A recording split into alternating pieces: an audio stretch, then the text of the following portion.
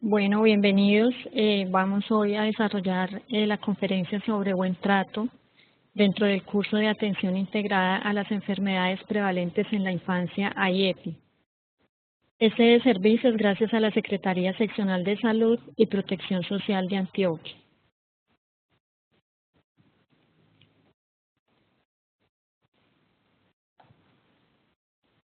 Bueno, en esta conferencia vamos a desarrollar lo que es la práctica del buen trato dentro de las prácticas clave de AIEPI, atención integrada a las enfermedades prevalentes de la infancia.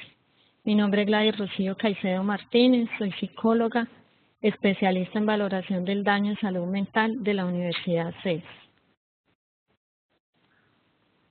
Bueno, como les decía, vamos a enmarcar todo lo que es el buen trato dentro de dos prácticas clave de AIEPI.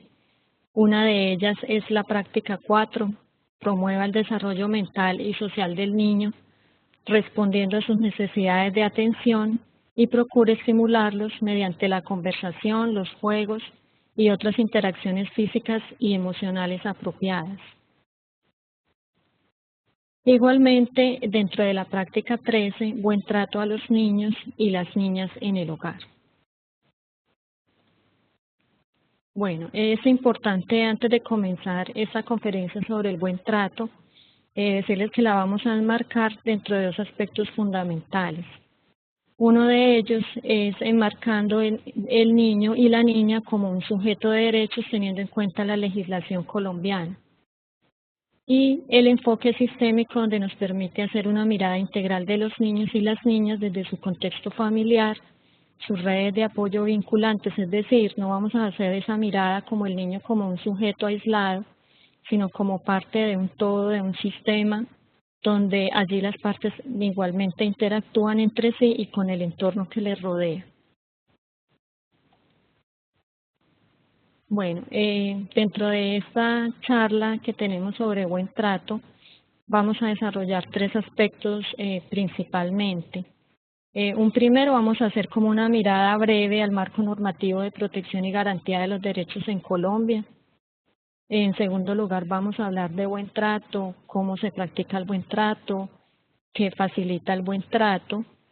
Y finalmente vamos a hacer una mirada sobre todo lo que es la detección del buen trato, las rutas de atención y qué hacer ante esta situación. Bueno, entonces comenzando, vamos a mirar este marco normativo de protección y garantía de derechos en Colombia. Entonces todo comienza con la Declaración Universal de los Derechos Humanos, la Ley 75 de 1968, por la cual se dictan las normas sobre filiación y se crea el Instituto Colombiano de Bienestar Familiar, ICBF. Luego tenemos la Ley 7 de 1979, allí se establece el Sistema Nacional de Bienestar Familiar, se dictan por primera vez normas para la protección de la niñez, se reorganiza el ICBF y se dictan otras disposiciones. Tenemos igualmente la Ley 12 de 1991, que es cuando Colombia adopta la Convención Internacional sobre los Derechos de los Niños, esto en noviembre de 1989. También tenemos, lógicamente, la Constitución Política de Colombia del 91, la Ley 1098 de 2006, la Ley de Infancia y Adolescencia. Y aquí aprovecho pues como para hacer una invitación a que ojalá todos aquellos que interactuamos con los niños conozcamos un poquito más de qué trata esta ley. Igualmente tenemos la Ley 1306 del 2009, por la cual se dictan como todas las normas para proteger la población con discapacidad mental y se establece pues como todo el régimen de representación legal de ellos. Tenemos igualmente la Ley 1361 del 2009, por la cual se crea la Ley de Protección Integral a la Familia. Tenemos también la Ley 1753 del 2015, por la cual se expide el Plan Nacional de Desarrollo 2014-2018 Y finalmente esta ley 1804 de 2016 que establece la política de Estado para el desarrollo integral de la primera infancia de 0 a siempre en la doctrina de la protección integral. Ese ha sido como una mirada general de ese marco normativo para poder de alguna manera situarnos en lo que es los derechos de los niños. Anteriormente les hacía como una invitación a que todos los que de alguna manera interactuamos con los niños conozcamos un poco más sobre la Ley 1098 del 2006 o el Código de Infancia. Entonces aquí vamos a mirar como unos artículos generales que de alguna manera nos enmarcan lo que contiene la ley.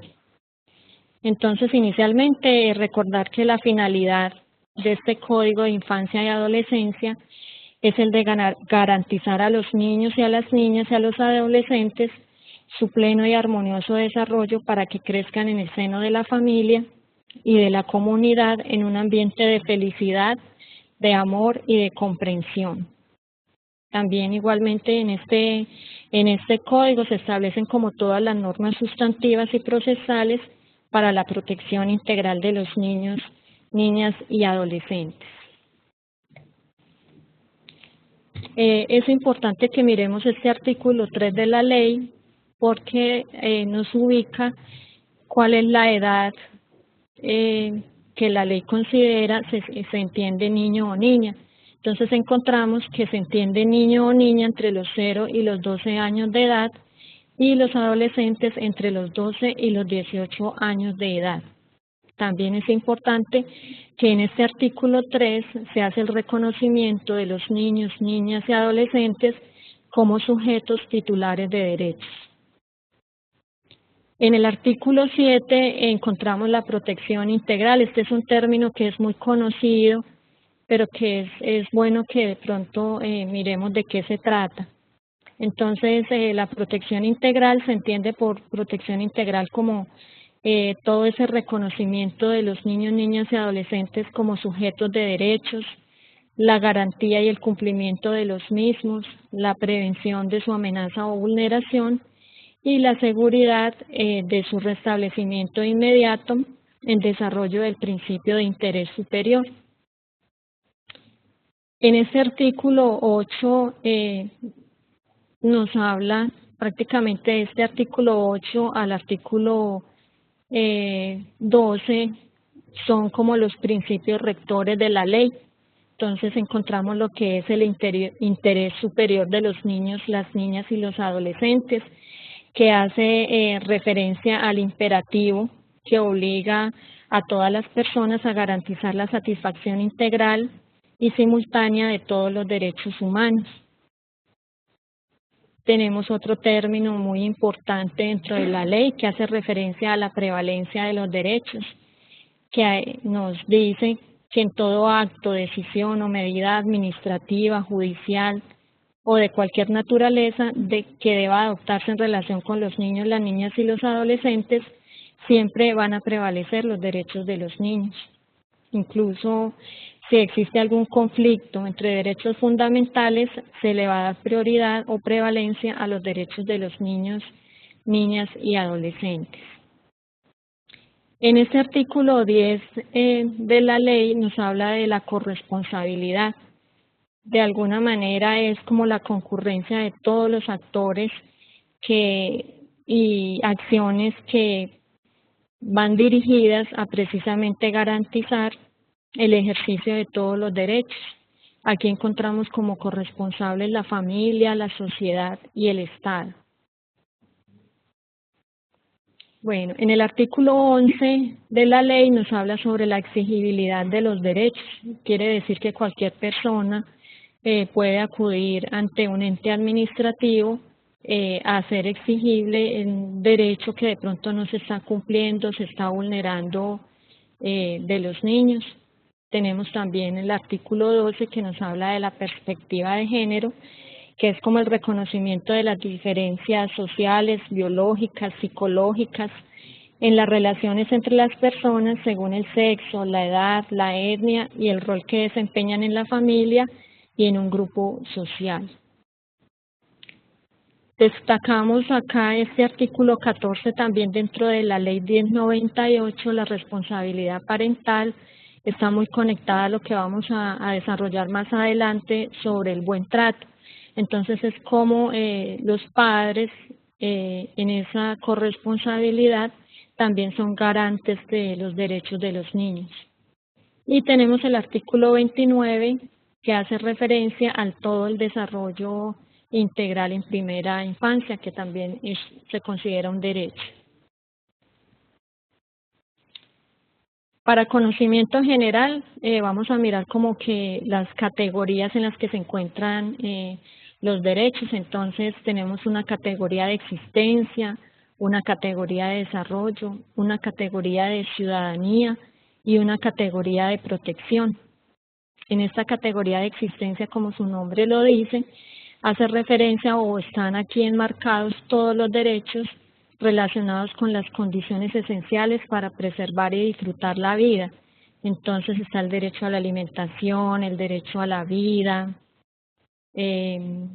todo lo que hace referencia para precisamente mantener la vida de los niños, niñas y adolescentes.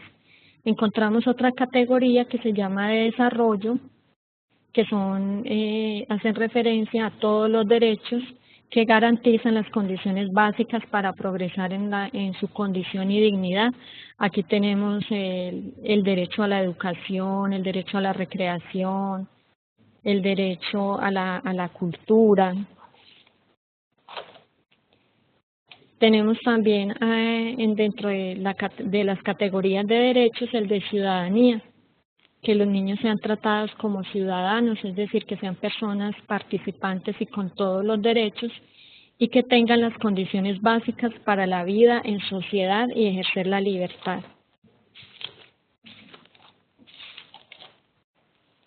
Aquí tenemos todo lo que sería los derechos, el derecho a la identidad, el derecho a la participación, el derecho a la asociación, a la libertad de pensamiento. Y finalmente tenemos esta categoría que es la categoría de protección, que reúne como todos los derechos relacionados a garantizar la integridad y la dignidad humana. Entonces aquí tenemos el derecho al buen trato, a prevenir todo lo que es la violencia, el maltrato, el abuso sexual. Bueno.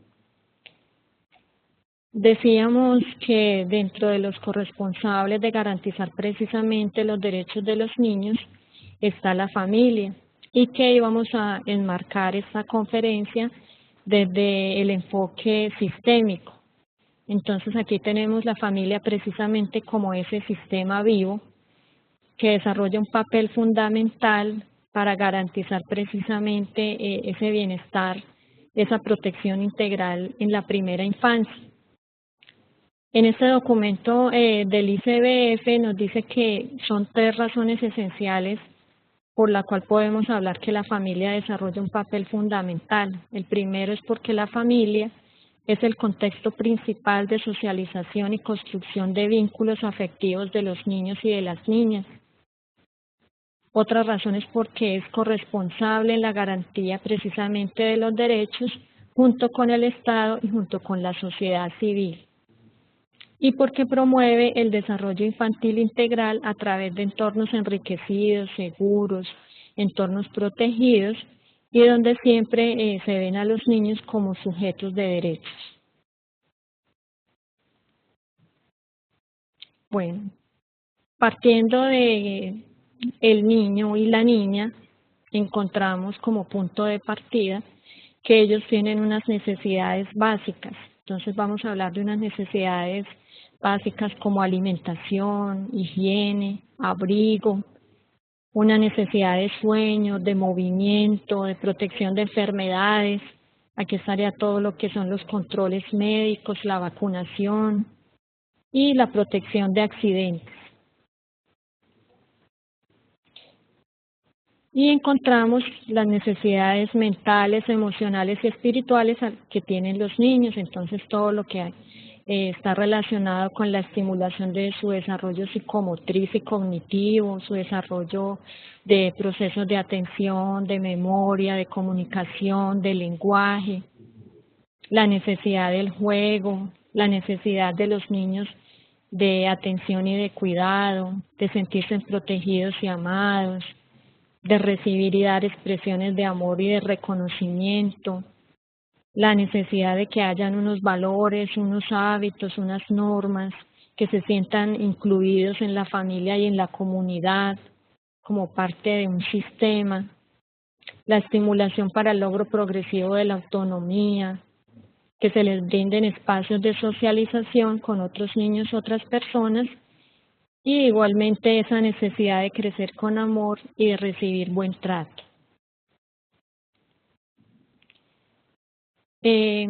Siempre escuchamos hablar de buen trato, pero específicamente, ¿cuándo podemos decir que un niño recibe buen trato? Entonces aquí de manera general tenemos cuando me llamas por el nombre, cuando se le habla al niño con respeto, cuando se le escucha, cuando se siente incluido en la familia, cuando el niño recibe todas las expresiones de afecto, no solamente del lenguaje a nivel verbal, sino también a nivel físico, cuando se le reconocen al niño todas las cualidades, se le comprenden sus dificultades, se acompañan para precisamente avanzar, cuando se le dedica tiempo al niño para jugar, para descubrir y apoyar sus talentos, por ejemplo, leyendo un cuento,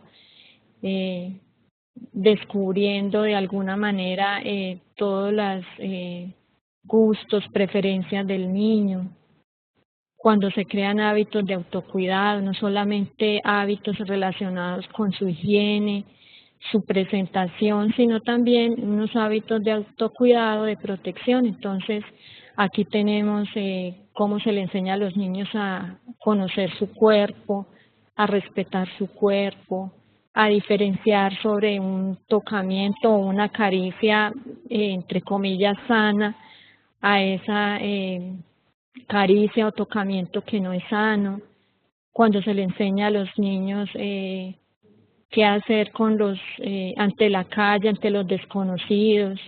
Entonces, todos esos hábitos de autocuidado forman parte del buen trato que se les da a los niños.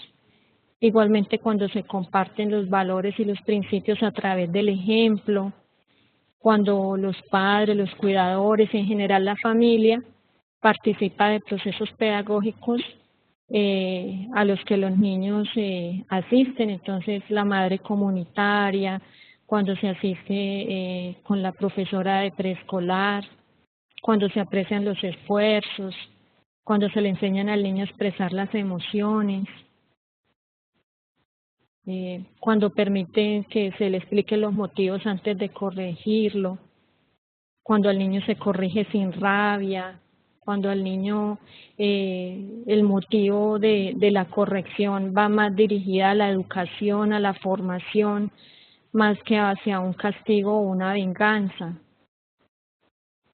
Igualmente cuando se le entregan a los niños responsabilidades y deberes de acuerdo a la edad. Más adelante vamos a ver algunos ejemplos de qué responsabilidades se le pueden dar a los niños teniendo en cuenta su periodo evolutivo, sus condiciones de salud y lógicamente siempre bajo la supervisión de un adulto. También, como ya lo hablábamos, cuando en ese proceso de corrección o de disciplina se hace con amor, se establecen límites claros, sanos, cuando no se comparan a los niños con los hermanos, con los vecinos, con los compañeros del colegio.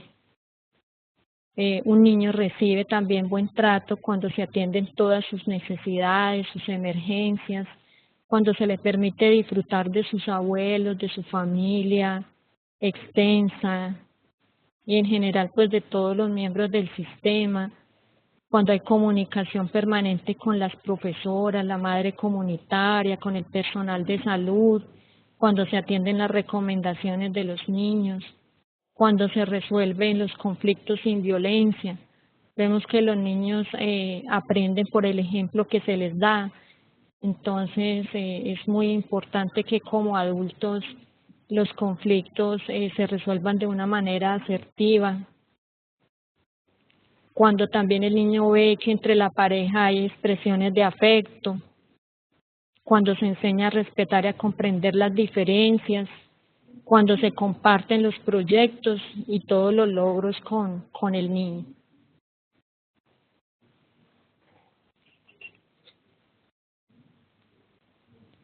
Entonces, como decíamos, los niños son como esa, de alguna manera, por llamarlo como esa grabadora que están aprendiendo y en todo momento viendo pues lo que los adultos que le rodean hacen.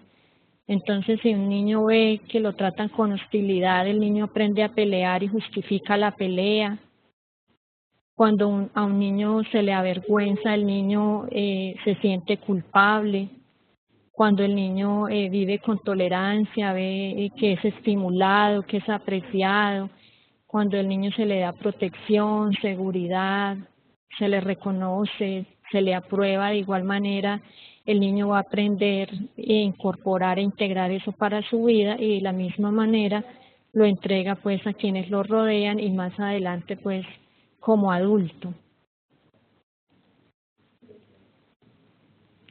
Hay algunos factores que podríamos llamar protectores a lo que es el buen trato con los niños.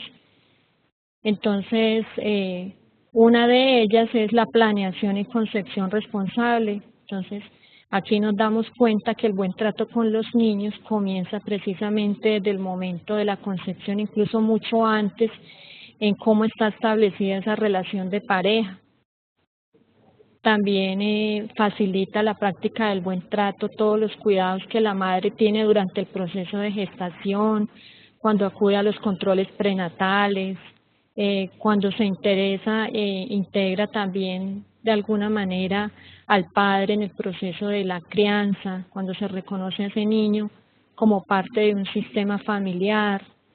Es sabido pues dentro del ámbito de la psicología que las familias manejan el nivel de estrés, por decirlo de alguna manera, aumenta cuando viven 4 situaciones, como es el nacimiento de un niño, el matrimonio, las separaciones y la muerte de algún miembro del sistema familiar.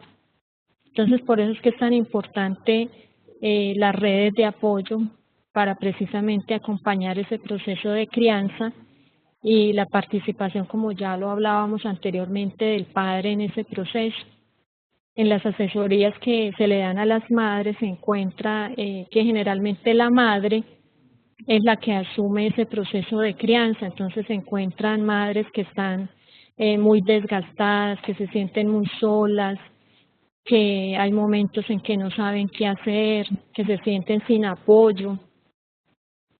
Entonces sí es muy importante que el padre entre a participar de ese proceso de crianza, donde haya normas claras, mutuas entre ellos, para que no se vuelva la madre la mala, la que está siempre con el niño, la que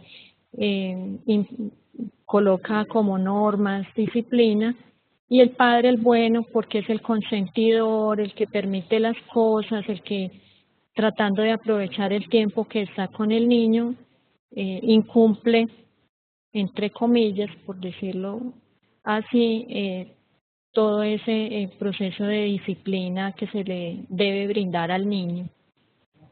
También se facilita la práctica del buen trato cuando se establecen rutinas de alimentación, rutinas de sueño, rutinas de higiene, de deberes escolares, cuando se asignan las responsabilidades como lo mencionábamos de acuerdo a las capacidades. Entonces, por ejemplo, así como los niños hemos mencionado son sujetos de derechos, también tenemos que mencionar que los niños son sujetos de deberes. Dentro de los últimos tiempos se ha malentendido un poco todo lo que es esa crianza amorosa con sobreprotección. Entonces, recordemos que incluso ya la sobreprotección es una forma de maltrato en la medida que no se permite al niño su autonomía, el logro pues de su independencia. Entonces, en cuanto a las responsabilidades, tenemos por ejemplo que Desde los 2 añitos a los 3 añitos se les puede encargar que recojan sus juguetes, que coloquen la ropa sucia en una canasta, que boten su propia basurita.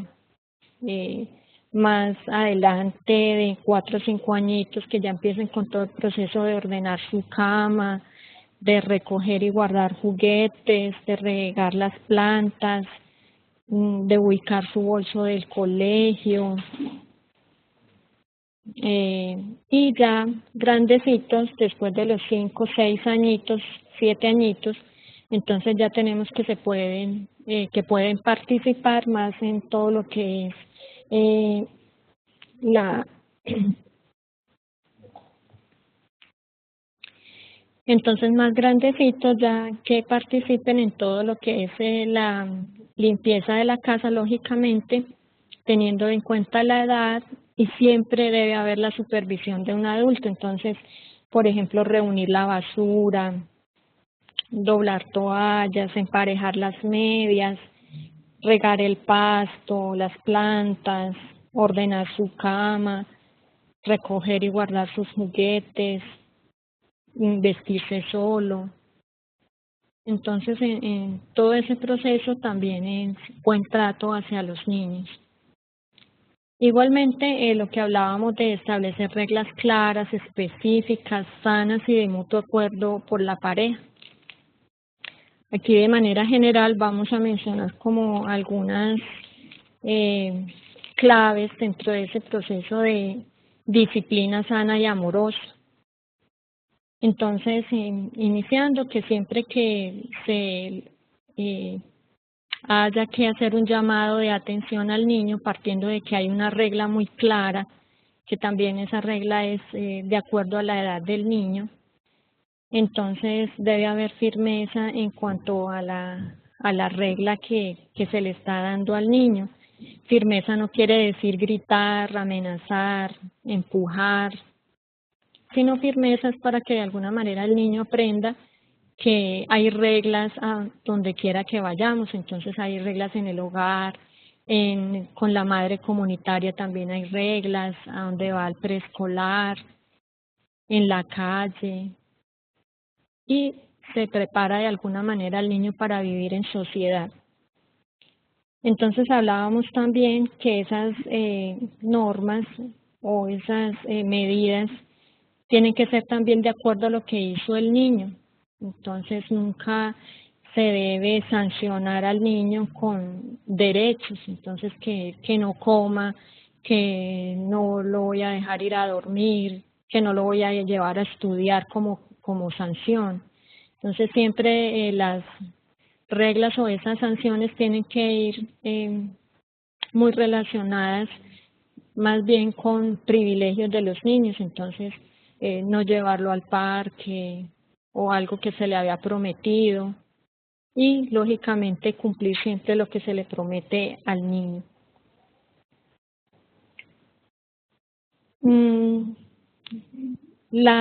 El objetivo de toda regla es la educación y la formación. Entonces, no es tanto para vengarse del niño por lo que hizo o por lo que no hizo. Entonces, por eso hoy en día se habla más de ese diálogo amoroso donde se le permite, se le explica al niño lo que se espera que él haga. Si no lo hizo, se le permite igualmente explicar cuál fue el motivo, la dificultad para que él no acogiera esa regla. Nunca se sanciona al niño o se le llama la atención cuando hay mucha rabia o dolor. La sanción debe siempre cuestionar el hecho y no al niño. Es decir, en lugar de decirle al niño es que es un perezoso, que no obedece, que no me hace caso, que sí molesta, entonces la recomendación es ir directamente al hecho. Entonces, ¿qué pasó que tú siempre obedeces? No entiendo qué ha sucedido. Aquí en la casa siempre decimos la verdad, entonces no entiendo por qué me estás diciendo esto. Y siempre que se hagan los llamados de atención, la recomendación es que se utilicen la palabra positiva o la palabra que se espera del niño y no al contrario, la conducta o el comportamiento que se desea eliminar. Cuando se dan asesorías a las madres, a los cuidadores, a los padres, en todo este proceso de crianza, es muy común que ellos utilicen siempre palabras negativas donde incluso ellos mismos se desautorizan. Es que usted nunca me hace caso, es que yo ya no sé qué hacer con usted, voy a esperar que venga su papá para contarle lo que usted hizo. Y en general una cantidad de uso de palabras, entre comillas, negativas, que lo que estamos haciendo es enseñarle al niño cuál es su rol. Entonces, si a un niño repetidamente se le está diciendo, es que usted no me hace caso, el niño que está aprendiendo que su rol es el de desobedecer. Entonces, por eso es que es tan importante el lenguaje que se utiliza cuando se hace este tipo de llamados de atención.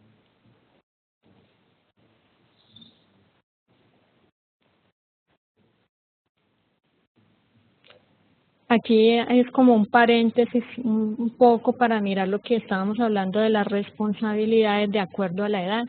Entonces, darle responsabilidades a los niños de acuerdo a la edad les permite más adelante el desarrollo de habilidades para solucionar problemas, se sienten incluidos, descubren qué es lo que les gusta y qué no les gusta, se sienten valorados en la medida que ellos están aportando.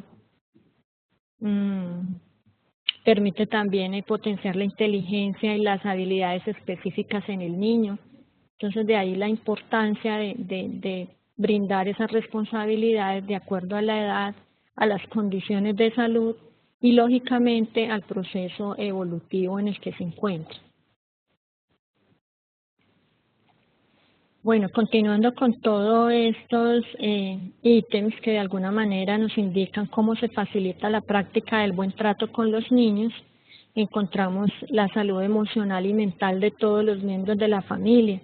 En la medida en que la familia esté bien, el niño y la niña igualmente están bien.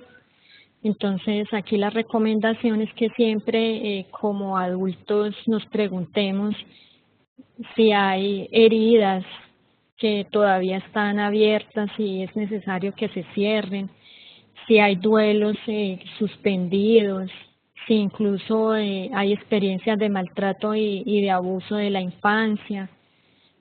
¿Para qué? Para no replicar con el niño. A veces se encuentra que cuando hay violencia o maltrato infantil, está siempre asociada a alguna clase de violencia, ya sea por experiencias del mismo adulto de su niñez o porque incluso hay violencia intrafamiliar o otro tipo de violencia en la comunidad o en el mismo sistema familiar.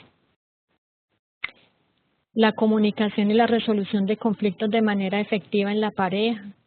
Entonces, tener en cuenta que en estos momentos que son puntos álgidos o que causan mucho estrés en el sistema familiar, como son los divorcios, la separación, estar siempre pendiente del niño, no convertir al niño como en ese trofeo a disputar como parte de ese conflicto que hay en la pareja o entre las familias. Entonces, cuando se dialoga con los niños se encuentra que muchas veces ellos se sienten responsables de la separación, del divorcio de sus padres.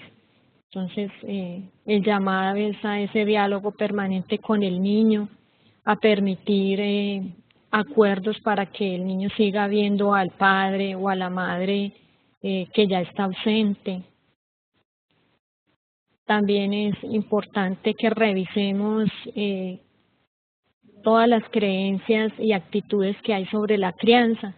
Generalmente cuando se realizan asesorías sobre estos procesos, nos encontramos con un poco de resistencia frente a frases o a creencias sobre la crianza. Por ejemplo, a mí me maltrataron, a mí me trataron duro y aquí estoy.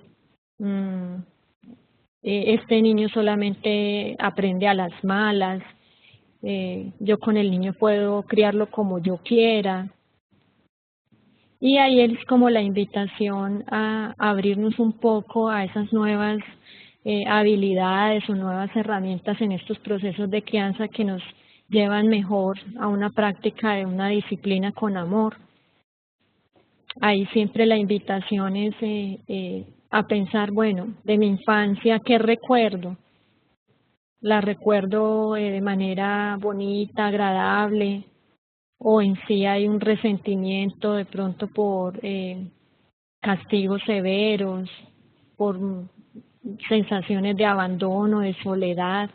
Entonces la importancia de, como hablábamos inicialmente, de esa salud emocional y mental, de cerrar como todas esas heridas de ese niño interior que todavía pueden permanecer ahí, que nos llevan a repetir esos patrones de crianza con los hijos. También la práctica del buen trato se facilita estableciendo y fortaleciendo redes de apoyo, participando de esos espacios educativos, abriéndonos como a que hay nuevas formas, que hay nuevas maneras en las cuales se puede brindar o practicar una disciplina con amor. El conocimiento de las etapas del desarrollo del niño es fundamental. A veces en estos procesos de restablecimiento administrativo de derechos, que es cuando ya los derechos de los niños están vulnerados, en las entrevistas se encuentra que, por ejemplo, al niño se le pega porque se echa las cosas a la boca. Entonces, aclararle a la madre, informarle que hay una etapa del desarrollo del niño donde el centro es la boca, donde él está en ese periodo de exploración, y lo que hay que hacer es, lógicamente, primero que todo, conocer que es una etapa normal del desarrollo del niño, que hay que prevenir accidentes en cuanto a retirar todo aquello que el niño se puede echar a la boca y sobre todo estimular su desarrollo a través del juego, a través de la participación o la inclusión en la familia. También se facilita la práctica del buen trato con los niños cuando se solicita ayuda personal capacitado para aclarar dudas, para que haya orientación en las dificultades. Nadie nace sabiendo, siendo papá o mamá perfectos. Entonces siempre abrirnos a esa posibilidad, que hay dudas, que hay momentos en que no se sabe qué hacer frente a la crianza de los niños y que se puede recurrir al personal capacitado. Hoy en día tenemos como ese privilegio, las madres comunitarias están muy bien capacitadas, los docentes en los colegios, igualmente el personal de salud. También facilitamos la práctica del buen trato con los niños cuando de alguna manera conocemos que esto es algo que también la estrategia IEPI nos refiere, y es a conocer esos síntomas de alarma que nos llevan a acudir a un especialista. Entonces, cuando un trastorno, cuando se presenta un trastorno del sueño, de alimentación, de eliminación, de comunicación, de socialización, de habilidades motoras, y en general pues todo lo que es relacionado con su desarrollo, incluido el mal llamado, yo digo así, el niño difícil. ¿Por qué? Porque generalmente detrás de un niño difícil puede haber una madre que se siente muy abandonada, muy sola, que se comunica con su pareja a través de la rabia, el cansancio, el resentimiento. Detrás de ese mal llamado niño difícil puede haber repetición de conductas violentas de los padres, como fueron tratados en su niñez. Detrás de ese niño difícil puede haber duelos suspendidos por abortos o por alguna situación particular. detrás de ese niño difícil puede existir que se le está entregando al niño un rol que no le corresponde. Mm, Hace varios tiempo encontrábamos un niño que precisamente la familia por desconocimiento le entregaba un rol por decirlo de alguna manera, de padre. Entonces, una familia compuesta por mamá, papá, hijo. El papá por algunas ocupaciones necesitaba viajar y siempre que él viajaba le decía al niño que él quedaba encargado como el padre de la casa. Entonces, miremos acá que el rol que se le estaba otorgando al niño era muy grande. El niño reaccionaba precisamente con ese comportamiento de agresividad, de frustración, llegando incluso a no querer ir al jardín infantil o al preescolar porque él debía permanecer en casa ejerciendo ese rol de papá. Entonces, aquí es como una invitación también a que casi siempre muchas de las situaciones y síntomas que se presentan con los niños, detrás hay algo más. Entonces, no solamente es mirar, quedarnos en que el niño difícil, el niño desobediente, sino qué es lo que está pasando más allá en su familia, en general en el sistema en el que se desarrolla. También, lógicamente, se facilita la práctica de buen trato cuando el Estado garantiza esas condiciones vitales para satisfacer como todas esas necesidades básicas y cuando se conocen las rutas de atención a la violencia y los organismos que brindan apoyo e intervención cuando ésta se presenta. Bueno, aquí hay un documento muy importante que va a estar disponible en la plataforma. Se llama Situación Actual de la Infancia, que es un diagnóstico precisamente que hizo la Gerencia de Infancia de la Gobernación de Antioquia este año y nos muestra cómo está la situación de la infancia en el departamento. Entonces es una invitación a que de pronto le echemos una miradita. Acá solamente vamos a mencionar el apartado 2.1.4, donde nos habla de los indicadores asociados a la categoría de derechos de protección de 0 a 5 años. Nos mencionan que aunque se han hecho varias acciones para prevenir, para garantizar los derechos de los niños, todavía es preocupante las tasas que se presentan de maltrato infantil, de violencia y de abuso sexual. Bueno, finalmente vamos a desarrollar como este apartado relacionado con todo lo que es la detección del maltrato infantil. Lo vamos a hacer a partir de este boletín de septiembre de este año de la Organización Mundial de la Salud, donde hace un llamado precisamente a la prevención de la violencia hacia los niños. Entonces definen el maltrato infantil como esos abusos, esa desatención de la que son objeto los niños menores de 18 años, incluyendo acá todo tipo de maltrato físico, psicológico, abuso sexual, de desatención, de negligencia, de explotación comercial, de todo aquello que causa daño a la salud, al desarrollo, a la dignidad del niño y pone en peligro su supervivencia en el contexto de una relación de responsabilidad, de confianza o de poder. También ellos nos sugieren que la exposición a la violencia de pareja debe incluirse como una de las formas de maltrato infantil, también sumado al maltrato en gestación, que es cuando la madre en gestación es agredida física y psicológicamente o cuando el niño es rechazado por sus padres y su familia. Más adelante vamos a ver que uno de los factores de riesgo que de alguna manera expone a los niños a sufrir maltrato es cuando el niño no es deseado.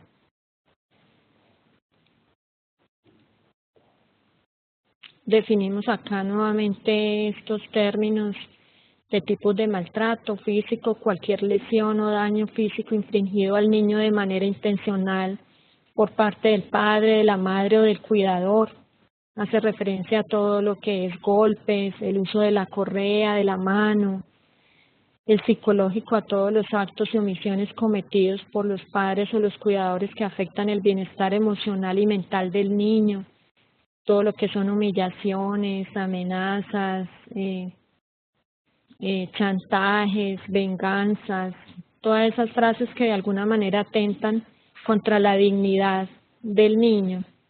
Encontramos también el abuso sexual, donde todo acto en el que una persona en relación de poder involucra a un niño en una actividad de contenido sexual que propicia su victimización y en la que el ofensor obtiene gratificación. No solamente estamos hablando de abuso sexual de acuerdo a la legislación colombiana, de tocamientos, de penetración, de caricias en los genitales, sino también toda la exposición a la pornografía, el obligar al niño a que toque al adulto para que el adulto obtenga gratificación.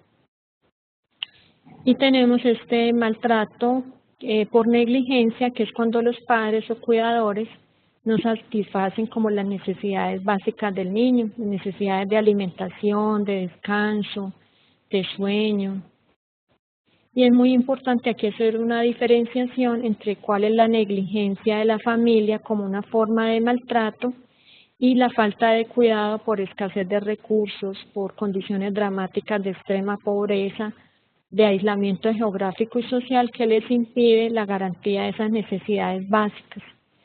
Entonces aquí entraría a mirar la corresponsabilidad del Estado en esa garantía de esa protección integral y de los niños como sujetos de derechos. El maltrato, vamos a hacer como una revisión general de cuáles serían las consecuencias del maltrato. Entonces tenemos que de acuerdo al grado de severidad se encuentran enfermedades graves, incapacitantes, incluso la muerte del niño. También los niños reproducen, una de las consecuencias es que el niño aprende a comunicarse a través de la violencia, entonces sus juegos, el trato con los otros niños, incluso con los animales, lo hace desde esa reproducción del maltrato que recibe. Perciben también la violencia como algo natural y necesario en las relaciones humanas, crea y justifica el uso de la violencia como un recurso para comunicarse, para defenderse. En algunas de las entrevistas que se hacían a los niños que ya están en este proceso de restablecimiento de derechos, encontrábamos que cuando al niño se le preguntaba, ¿tú sabes por qué estás aquí? O tú sabes por qué estás ya sea en un hogar sustituto o en una institución, generalmente el niño asumía la culpa y justificaba la violencia que le había infligido sus padres. Entonces de ahí la importancia de siempre en esos hábitos que hablábamos de autocuidado como parte de ese buen trato, entonces es explicarles a los niños que nunca la violencia está justificada. Entonces, si queremos que haya violencia en nuestra sociedad, tenemos que empezar a eliminar las formas en que justificamos la violencia en el hogar. También otra de las consecuencias del maltrato encontramos todo lo que es en el caso del abuso sexual, desde riesgo de VIH hasta enfermedades de transmisión sexual, el inicio precoz de la sexualidad, las relaciones sexuales sin protección, incluso se encuentra el rechazo a la maternidad e incluso depresión postparto, como lo refieren en esta revista de pediatría. Acá está pues como toda la bibliografía, si de pronto quieren mirar un poquito más sobre esas consecuencias específicamente del abuso sexual. A corto plazo encontramos como consecuencia del maltrato, específicamente en la infancia y en la adolescencia, que los niños pueden presentar problemas de sueño, pesadillas, cambios en los hábitos alimenticios, pérdida de control del esfínteres, niños que ya tenían como este control del esfínteres de alguna manera ya como parte de su desarrollo, hay una regresión, entonces vemos nuevamente niños que empiezan a orinarse en la cama, niños que empiezan a no controlar el popó, también todo lo que es el consumo de drogas, alcohol en la adolescencia, las huidas del hogar, Generalmente el niño que es maltratado como un mecanismo de defensa trata también de huir del hogar, entonces es el niño que no quiere volver a casa, o si el maltrato es recibido en la institución educativa es el niño que no quiere ir a estudiar. Entonces aquí nuevamente la invitación a mirar que lo que está presentando el niño puede ir más allá, que hay detrás de ese síntoma que está presentando el niño. También otra de las consecuencias en la infancia y la adolescencia es todo lo que son intentos de suicidio, conductas autolesivas, el niño se siente muy culpable y recurre como compensación precisamente a autolesionarse, bajo rendimiento académico, miedo generalizado, sentimientos de vergüenza, de agresividad, de culpa, niños que se les dificulta la socialización, que rechazan su cuerpo, que se muestran muy desconfiados y rencorosos hacia los adultos, precisamente por las experiencias vividas. A nivel sexual, una de las consecuencias del maltrato o el abuso se encuentra ese conocimiento precoz de la sexualidad, el exhibicionismo, la masturbación compulsiva, excesiva curiosidad sexual, el déficit de habilidades sociales, lo que hablábamos ahora, todo lo que es ese retraimiento o aislamiento social y el uso de las conductas violentas como un medio de relación. A largo plazo vemos que muchos de esos efectos que venían de la infancia y la adolescencia se pueden prolongar hacia la adultez. Entonces todo lo que son somatización, todos los trastornos de somatización, de alteraciones del sueño, de la alimentación, esos intentos de suicidio, facilita también el consumo de drogas y alcohol. Hoy en día desde la parte sistémica nos habla un poco que este consumo de drogas y alcohol se facilita cuando se ha roto el vínculo, especialmente con el padre. Entonces, cuando los padres son muy ausentes y de alguna manera la madre, en medio pues de su dolor, de sus sentimientos de abandono, habla mal del padre, reafirma esa ausencia. Los adolescentes son más propicios a este consumo de drogas y de alcohol. Todos los trastornos de disociación, que anteriormente se llamaban trastornos de personalidad múltiple, todos los emocionales, depresión, ansiedad, dificultad para recibir y expresar sentimientos de afecto, todas las fobias sexuales, distorsión de la percepción de la sexualidad sana, dificultades para disfrutar de la sexualidad también pueden estar relacionadas como una consecuencia de maltrato y de abuso infantil. Y todo lo que son los problemas para establecer vínculos con los demás y la repetición de patrones de ese tipo de crianza con los hijos. Por eso es que es tan importante que donde estemos, todos somos corresponsables en esa garantía de derechos de los niños. Entonces es muy importante conocer físicamente o qué indicadores nos están mostrando que un niño está siendo maltratado. Entonces a nivel físico encontramos todo lo que son piel y tejidos blandos, edemas, equimosis, hematomas en cara, extremidades, nalgas, tronco, cicatrices que evidencian que el niño ha sido quemado con algún objeto como cigarrillos, planchas, líquidos en pies, manos, espalda y las nalgas, incluso heridas y laceraciones en la cavidad oral. A nivel esquelético, esos niños que llegan con fracturas que son frecuentes, maltratadas, mal cicatrizadas, machacamientos, traumas cráneoencefálicos, heridas en el cuello cabelludo, ahogamiento, heridas en los órganos de los sentidos, todo lo que son lesiones oculares, auditivas, golpes, ruptura de vísceras, mordeduras humanas y otros signos de traumatismo que no son explicados por causas como orgánicas. Entonces es muy importante que siempre que el niño acuda al centro de salud tengamos en cuenta como estos indicadores para sospechar o definitivamente descartar la presencia de un maltrato físico. Entonces estábamos hablando como de los indicadores físicos, vamos a ver también unos indicadores conductuales del niño, conductas extremas de agresividad y rechazo, miedo a ir al colegio o a la casa, que ya lo habíamos mencionado. Es un niño que es muy cauteloso en cuanto al contacto con los adultos. Es un niño que siempre enuncia frases de que está solo y que nadie me cuida. Dice que son los padres quienes le han producido las lesiones. Y vemos que generalmente la persona que inflige este maltrato físico aplica sanciones severas que no son acordes a la edad del niño. Cuando se le pregunta por las lesiones que presenta el niño, responde con evasivas, se contradice, culpabiliza al niño e incluso intenta ocultar la lesión para que el médico, la enfermera o la profesora no vea las lesiones que le han sido causadas como parte de esa corrección.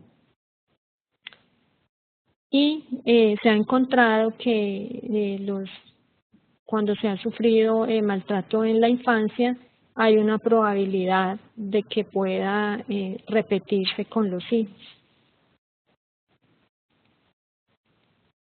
Bueno, en cuanto a los indicadores de abuso sexual, encontramos a nivel físico dolores, golpes, quemaduras o heridas en la zona genital o anal, secreciones en pene o vagina, ropa interior rasgada, manchada, ensangrentada, enfermedades de transmisión sexual en genitales, boca u ojos, dificultades para andar, para sentarse, todo lo que es olores extraños o características extrañas en el área genital que no son explicados por causas orgánicas. Todo lo que ya hablábamos de la enuresis o encopresis relacionada con esos trastornos de eliminación, el niño que vuelve y se orina en la cama, que no controla el popó y ya había, digamos, avanzado o había hecho un buen control de sus esfínteres. A nivel comportamental encontramos pérdida de apetito, es un niño que tiene un llanto frecuente, sobre todo cuando ve o cuando presencia relaciones o situaciones afectivas o eróticas. También otro de los indicadores comportamentales que es muy importante frente al abuso sexual son estos niños o niñas que tienen conocimientos sexuales inapropiados para la edad, conductas precoces, uso de palabras obscenas relacionadas con la genitalidad. Son también niños que de un momento a otro empiezan a rechazar a alguien del sistema. Aquí tenemos en cuenta que casi siempre que se presenta abuso sexual, o eso nos dice como la literatura, siempre es conocido, entonces por eso acá se menciona que se rechaza al padre o la madre de forma repentina, porque la persona que puede estar infligiendo ese abuso sexual está muy cercano al niño. También todos esos cambios bruscos de conducta, agresividad, fugas del hogar, todas esas acciones delictivas, los niños que tienen resistencia a desnudarse y a bañarse, aislamiento y rechazo a la escuela, a relacionarse, y todo esto lógicamente como un indicador que nos está dando como una alerta de que puede estar pasando el abuso sexual y ya si se presenta pues ya se conduciría como a hacer la respectiva denuncia para que los entes encargados procedan a verificar que efectivamente hay la presencia de un abuso sexual infantil o de un maltrato o a descartarla.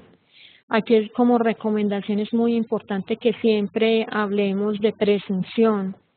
Siempre se presume un abuso sexual o se presume maltrato son las autoridades competentes las que establecen ya ese abuso sexual ya como delito para igual tener como precaución y no entrar como en problemas legales. Otro de los indicadores es la tendencia al secretismo. Generalmente, como lo vamos a ver, el autor del abuso infantil tiende mucho a que el niño no cuente lo que están viviendo en esa relación. Por eso es que se tiende como a ese secretismo. El autor generalmente lo que se ha visto es que es muy posesivo y celoso con el niño, niega el contacto social normal, es como si el niño se hubiera vuelto propiedad de él, acusa al niño de que es un seductor, que es promiscuo, es excesivamente atento y vigilante con el niño, le dice al niño que él le está dando amor, que le está enseñando sobre sexo, le dice que esto es normal, pero que no lo contemos a nadie, y sexualiza como todas las manifestaciones de amor y ternura para obtener pues como esa gratificación o placer. Amenaza al niño con castigos físicos o daño a la familia. Por eso es que se encuentra que el abuso infantil se descubre o se reconoce en mucho tiempo después de que ha ocurrido. Generalmente es porque el niño, por miedo a las amenazas, nunca cuenta lo que le está ocurriendo. El autor del abuso infantil también cree que el niño está disfrutando del contacto sexual, tiene expectativas irreales del niño, entonces lo ve como mi pareja, como la persona que tiene la obligación de cumplir o de satisfacer esas necesidades sexuales. Y puede estar implicado acá un abuso de drogas, de alcohol, y lo que se ve generalmente es que las relaciones adultas del autor del abuso no son satisfactorias. En cuanto a los indicadores de maltrato infantil psicológico, entonces vemos que son niños que se angustian mucho cuando los otros niños lloran, niños que pueden llegar a ser extremadamente inquietos o por el contrario excesivamente quietos. La agresividad y el negativismo, lo que ya hablábamos de todos los miedos de ir a la casa, a la escuela, trastornos que se presentan en relación al lenguaje. Aquí recuerdo el caso de una niña de 5 años que producto pues de un abuso sexual y psicológico, físico, la niña entró en un mutismo selectivo, entonces la niña casi que se silenció de alguna manera del mismo sufrimiento, de la misma afectación, entonces es importante que estemos siempre atentos a como esas señales o esos síntomas que presentan los niños que nos está indicando que aquí puede haber algo. Porque la invitación que repetidamente he hecho durante la conferencia de siempre ir un poquito más allá, de no mirar solamente el síntoma, sino qué hay detrás del síntoma o de la conducta o del comportamiento que está presentando el niño. También son niños que cuando sufren maltrato infantil psicológico son niños que casi no participan en actividades de grupo porque sienten mucha vergüenza, se sienten discriminados, se sienten que no son capaces, muchas veces producto de los que les dicen en la casa de que es un tonto, de que no sirve para nada, que a usted nadie lo va a querer. Entonces todos esos sentimientos de inferioridad van quedando marcados en el niño y lógicamente se prolongan durante toda su vida. También otro de los indicadores son las autolesiones, rechazo a recibir ayuda porque el niño genera una desconfianza excesiva ante las personas ajenas al hogar, ante los adultos. O por el contrario, también veíamos en las visitas o en las entrevistas que se le hacen a los niños que ya están en proceso de restablecimiento de derechos, un apego exagerado a las personas desconocidas. Entonces, de ahí la importancia nuevamente de esos hábitos de autocuidado, enseñarles a los niños desde pequeñitos. A veces se dice que yo no le enseño esto al niño porque el niño no entiende, y siempre el niño tiene una capacidad para entender, para percibir, lógicamente cuando se utilizan las palabras apropiadas a la edad y de acuerdo al desarrollo cognitivo que presenta. También otro de los indicadores de maltrato infantil es todo lo que es el retraso en cuanto al lenguaje, puede presentar tics nerviosos, destructividad de objetos como réplica precisamente de esa violencia que está viviendo, sumisión o rebeldía exageradas, todas las manifestaciones psicosomáticas que ya hemos mencionado, sueños con contenido agresivo, pesadillas. Y en cuanto a la negligencia, entonces encontramos también estos indicadores: retardo en el desarrollo psicomotor, desnutrición, detrás de una desnutrición mirar qué puede estar pasando, detrás de esas diarreas, infecciones respiratorias y en pie la repetición, ¿qué hay? ¿Será que sí los cuidadores o los padres están siguiendo como las recomendaciones que les dan, que se les da en los servicios de salud? Se encuentra también mal estado de la dentadura, accidentalidad previsible, descuido con objetos y sustancias peligrosas, la incapacidad de expresar afecto, los niños que presentan una higiene personal inadecuada, que tenemos que entrar a mirar si también es negligencia de parte de los cuidadores, ausencia de cuidados mínimos, no llevan los niños a estudiar, a vacunación, a los controles médicos, no les dan los medicamentos o los tratamientos que recomiendan para superar ciertas enfermedades o síntomas, y la falta de aplicación de normas de comportamiento, que ya lo veíamos, que la sobreprotección es una forma también de maltrato y de negligencia, al de alguna manera no ejercer como esa disciplina, enseñarle al niño reglas, deberes y responsabilidades de acuerdo pues a su edad y a sus posibilidades. La OMS también en el documento que mencionábamos de este año hace referencia a unos factores de riesgo que de alguna manera aumentan la probabilidad de que un niño sea maltratado. Entonces la edad entre 4 años y la adolescencia es como una edad muy propicia para que favorece como esta probabilidad de ser maltratado. El hecho de no ser deseados o de no cumplir las expectativas de los padres, cuando el padre no reconoce al niño, también es un factor de riesgo en la medida que la madre se siente sin apoyo, que la madre se siente muy sola en ese proceso de crianza. Otro de los factores de riesgo que nos menciona la OMS es el hecho de tener necesidades especiales en los niños con alguna discapacidad, que a veces lloran mucho o porque necesitan tiempo del adulto. De igual manera aumenta como ese riesgo de ser maltratada.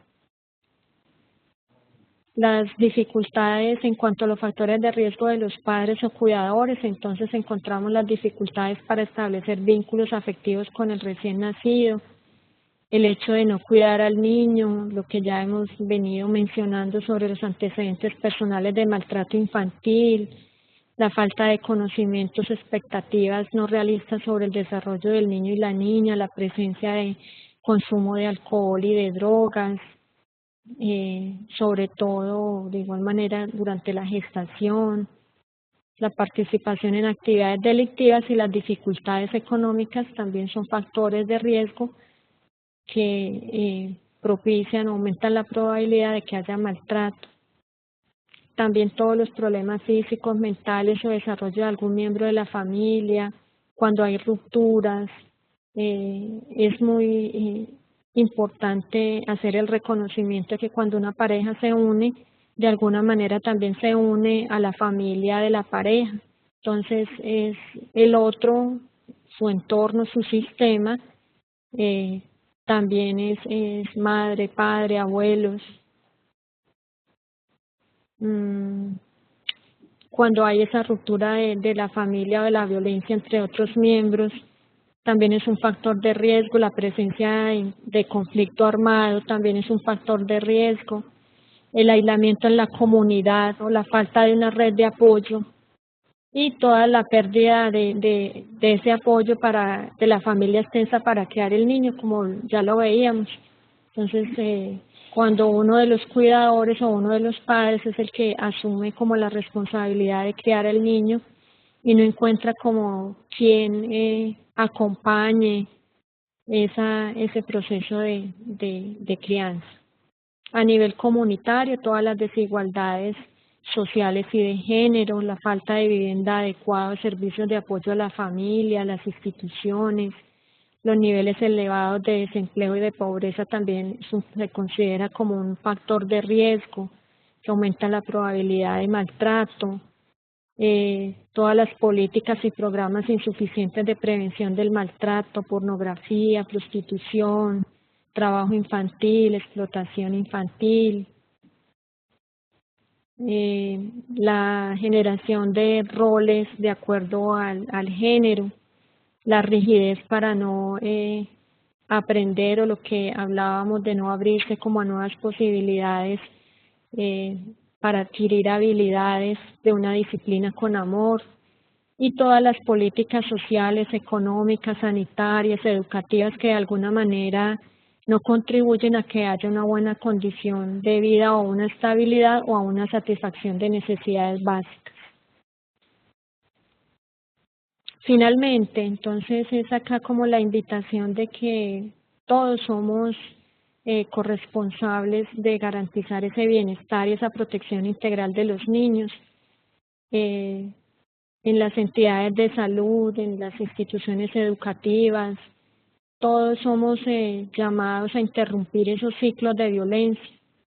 Entonces, de ahí la importancia de la observación, del diálogo, de generar confianza cuando el niño acude al centro de salud, al control de crecimiento y desarrollo, a una cita médica, a una vacunación. Entonces, siempre estar alerta de, de observar qué más qué puede estar presentando el niño y qué puede estar detrás de esto que el niño está presentando. Casi siempre las situaciones de maltrato que se encuentran en asesorías o que se encuentran en trabajo con los niños es precisamente porque se les brinda un espacio de confianza. Entonces el niño no siente el miedo de contar lo que está ocurriendo. Entonces siempre hay que creer la versión del niño y si se encuentra alguno de estos indicadores, hacer como la respectiva proceso para ayudar a encontrar esas redes de apoyo que permitan encontrar oportunidades de cambio en el entorno del niño y si hay la necesidad de denunciar.